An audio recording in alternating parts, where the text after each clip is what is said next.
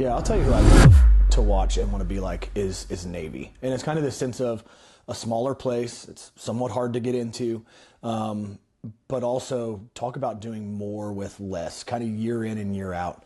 Not the biggest, nor are we, but still play super physical, play really aggressive, and they're really smart. And so they're able to do some really complex stuff. I think we have that ability here. I think we have really smart kids, so we're able to be pretty complex on offense and defense and pick things up on the fly. But I love watching the discipline they play with, the togetherness they play with, and just how they maximize what they have. I mean, I think, one, we want to show, so we're in year 2 of our program here. You know, this is my second year here and our staff.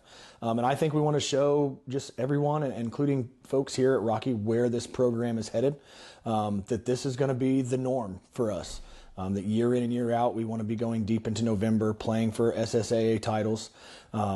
And our kids deserve it. They've worked extremely hard. I want them to hopefully, be paid off for the growth that they've shown this year. Kind of a rough start to the season, played some really good teams early on, and we were kind of inexperienced, but we have grown. We have, our team MVP, for instance, is a kid who, this is his first year playing high school football. And so just as they found out their identity and who they are, so our team has gone.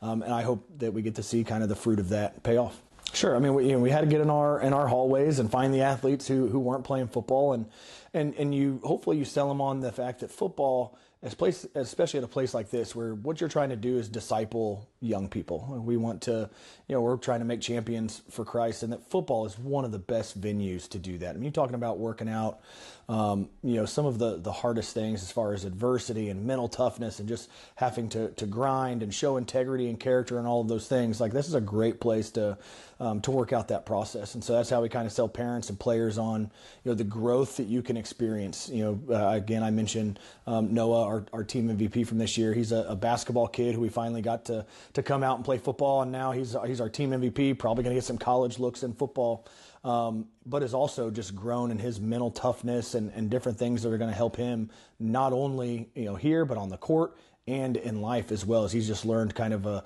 different level of grit and toughness that'll help him. Yeah, I mean, I think it's a springboard. I think when you have a fall season like this, it affects everything you do. There's just an air of positivity, an air of school spirit now. Not that wasn't there, but it's just enhanced and gotten stronger. Our attendance has gone up each game. This past week, our playoff game, we got to host, and it was packed. It was awesome.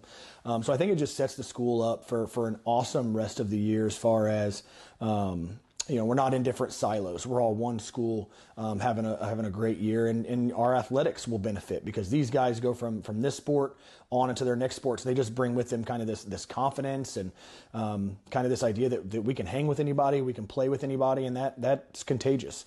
So I think it'll springboard us into the rest of the year. Sure. I think as you look at what makes up the SSAA and what their purpose is, it's putting teams out there that are like-minded in who they are. These schools have similar identities, whether many of us are Christian schools or Catholic schools, but then we also have private and charter for kids who are looking for just a better education than maybe public school has to offer. And so I think what it does is it takes like-minded schools, like-minded identities, and puts us on the field and gives us opportunities to play teams that we should be on the field with, from both a athletic standpoint and just from a school standpoint and who they are. And so we love the league. It's so well ran and well organized, and the teams we've played have been awesome. We've created some great experiences and friendships with coaches and different things. Getting to pray with teams after games and things like that. It's really been an awesome experience for our kids. They're going to see a team that's very physical, plays with a ton of heart and passion, pretty complex on offense, defense. Like I said, we have smart kids, and we're able to do a lot of things with them, even on the fly. But you're going to see a team plays with great discipline and loves each other. And I think that's the most fun part as a coach, is watching the way this team has grown to really, really love each other. And it doesn't matter who's making the play. You will see guys absolutely just loving it for their brothers. No one is selfish. No one's thinking me first. It's all team first. And even though we're undersized, we're extremely physical. Don't back down from anybody. And so I hope that comes through on Saturday one more time. One, just a program that seeks first to honor Christ. And then when you're chasing excellence in all those facets, that good things tend to happen.